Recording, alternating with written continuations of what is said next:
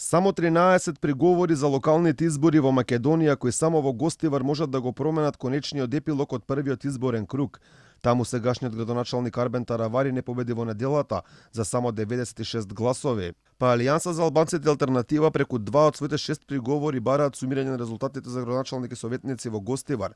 Ако ДИК ги прифати овие приговори, тоа би значило пребројување на гласовите и можна победа на Таравари во првиот круг. Малиот број приговори очекуван ако се знае дека сите политички субјекти ги оценија изборите како фери демократски, а позитивна оценка пристигна од ОПСЕ ОДХР. Од таму споменаа дека имало нерегуларности како притисоци, заплашување, подкуп, нарушување на изборниот молк, но станувало збор за изолирани случаи кои не би влијаеле врз конечниот изборен резултат. Оценувајќи ги како позитивна реформа, порачаа дека мал проблем во неделата биле фингерпринт апаратите, но веруваат дека тоа ќе биде надминато за вториот круг. Кратката временска рамка за распределување попречи на способноста на ДИК да изврши целосни процедури и да обезбеди целосна обука и да ги едуцира гласачите, што ќе беше корисно.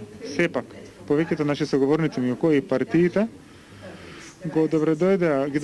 им посака добре дојде на овие уреди и сметаат дека се ефективни за спречување на измама.